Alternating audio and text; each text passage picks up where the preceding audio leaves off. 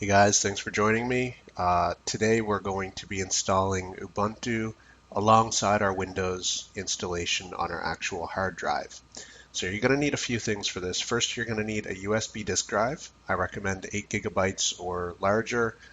And you also need a program called UNetBootin. So to get that program, open a web browser and type in unetbootin.sourceforge.net. And when you get to this page, download the Windows version. And I'm going to select Open.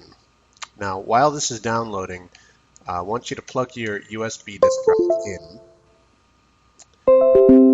And once it's in, right-click on your Start menu icon. This should be the same for every version of Windows since Windows XP. When you right-click it, you should get a menu, and there should be disk management in that menu. So click on that, and we're going to format our USB drive in order to be able to install the ISO image of Ubuntu on it, which we downloaded in the first video. So in the disk management screen, you're going to see a lot of things. Actually, you're probably only going to see a few things because you haven't yet done any formatting to your hard drive. So what you should see is a few smaller partitions at the beginning of your hard disk, and then a very large C drive, which should be NTFS. That's your Windows partition. Mine have already got some partitions here from previous Ubuntu installations. We're not going to worry about the disk 0 right now because that's not what we're focusing on. First, we need to find our USB stick. You can usually find it by the size of the device. And right-click on it and click Format. And you can name it anything you like. The important thing is that the file system must be FAT32 in order to boot off of the USB stick. So make sure that's selected.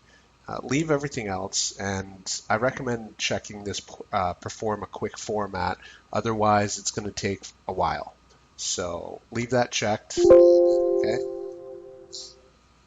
Now it's going to format, and it should happen pretty quickly. And then what we're going to do is once it's done, you actually need to unplug it.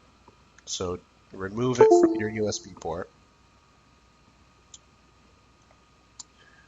And then put it back in. And what this is going to do is it's going to mount it so that UNetBootin can see it, and so we can install on there. Now I got a notification here that said it's the F drive, so it's already selected, so I don't need to do anything here.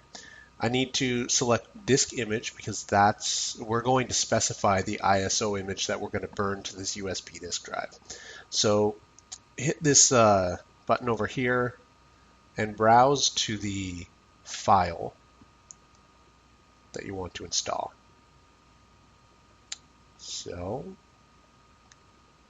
mine is in Downloads, Ubuntu.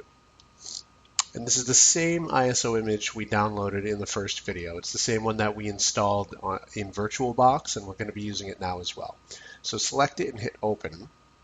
Now, if your drive is blank because you took the disk, the USB disk out and then put it back in, all you have to do is toggle this over to hard disk and then back to USB drive. It should find it. You should have a list here. Make sure you choose the appropriate one and then hit OK. Now it's going to start the burning process onto the USB disk, and this is going to take a little bit. It should take 5 minutes or so. I will be back when mine has successfully burned. So when it completes, you should see this screen, and it's going to prompt you to reboot now or exit. Now it's important that you do one thing before you reboot your computer. Windows has a feature called Fast Startup. And that's going to interfere with your ability to access the Windows drive. So we are going to need to repartition the Windows drive, so we need access to it from Ubuntu. Now, how Fast Startup works is basically when you shut down your computer, normally, your computer doesn't fully shut down. And so there's still things running, or at least a saved state. So it's like hibernation. So we need to change how that works. So what you're going to do is right-click on your battery icon and click Power Options. I'm going to go to Change Plan Settings here. And then on the bottom, click Change Advanced Power Settings. And that's not where we need to go at all. Sorry about that. Cancel it here. All right, here it is. So on the left-hand side, choose what the power button does, and then change settings that are currently unavailable. And this will allow us to change these settings down here. Now this should be checked unless you've manually turned it off already. What you want to make sure is that this is unchecked, and then hit Save Changes. So feel free to either reboot now or exit and then manually restart the computer.